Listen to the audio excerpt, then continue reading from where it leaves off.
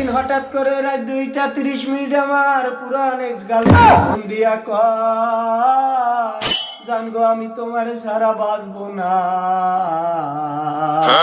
আমি মনে মনে ভাবলাম যে এখন বর্তমান বয়ফ্রেন্ডের সাথে ব্রেকআপ হইয়া গেছে। বাজান রে, আমার 2 বছর আগে বোকা ভাইবা ছাইরা চইলা গেছিল। আমি মনে মনে বোকা সাইজা প্রতিশোধ নেওয়ার লইয়া বললাম, জানগো তোমার কি হইছে বলো না। তোমার কিছু হইয়া গেলে আমিও বাঁচবো না। ওরে বাবা রে, ফোনের ওই পাশ দিয়া কুটিল সুরে বলতেছে, জান আমি তোমারে ছাড়া বাঁচবো না। জানগো তুমি ছাড়াই আমি শেষ। তোমার সাথে কথা না কইলে আমার দিন কাটে না। এরপর মনে মনে গালি দিয়া বললাম, আমার সাথে কথা না কইলে তোর যদি দিনই না কাটে, তাইলে 2 বছর ধরিয়া তুই কেমনে কাটাইলি? দে উত্তর দে। নিজেরে আমি প্রশ্ন কইরা বললাম। তারপর আমি হিরো সাইজা তারে বললাম, বলো না জান আমি তোমার জন্য এখন কি করতে পারি? সে আমারে বলল, জানগো তুমি আমার বাসায় আজকে আসো, কারণ আজকে আমার বাসার ভিতরে কেউ নাই, আমি শুধু একা।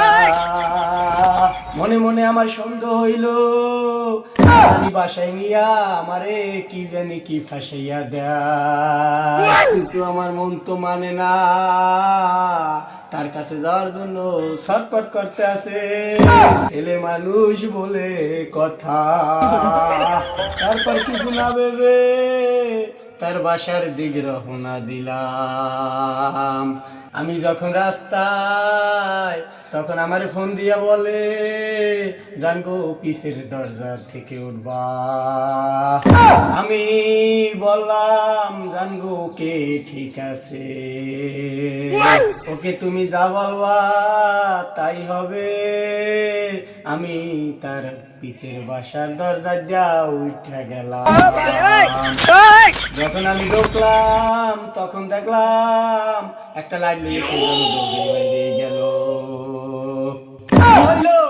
কে জানো দৌড়ে বাইর হয়ে গেল।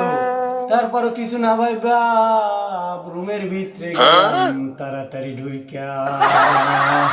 রুমের ভিতরে ঢুইকা যাইয়ে দেখলাম আমার এক্স কার সাথে জানি মেসেজে কথা কয়।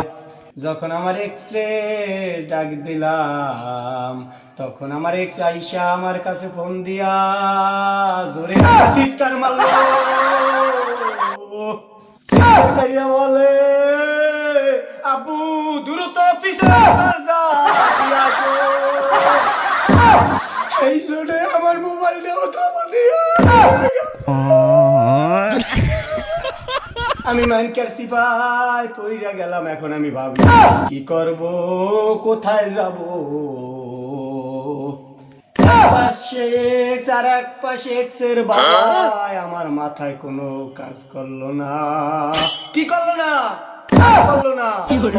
তারপর বাবারে আমি হঠাৎ দিলাম দৌড়। আমি দরজার দিকে যাওয়া দিলাম। হঠাৎ আমার এক্স গার্লফ্রেন্ড খাবার দিয়ে আমার লুঙ্গিটা ধরে কয়, ওরে সোনা তুমি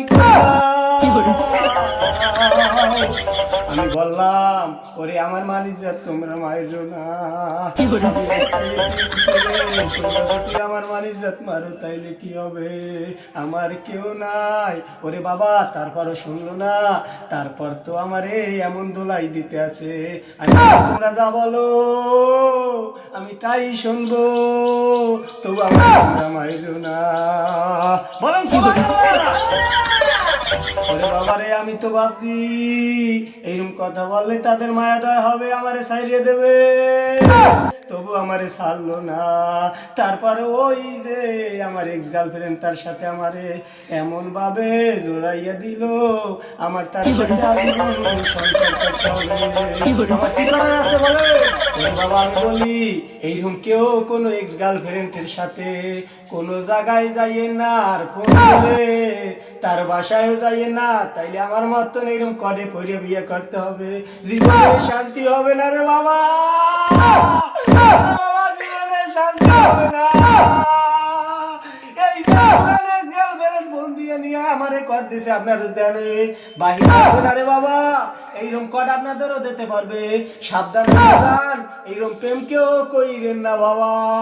বাবা রে, এই যে পুরানো গার্লফ্রেন্ড আমার যেরকম কর দিতে পারে তেমনি আপনারাও দিতে পারবে, পারবে অবশ্যই।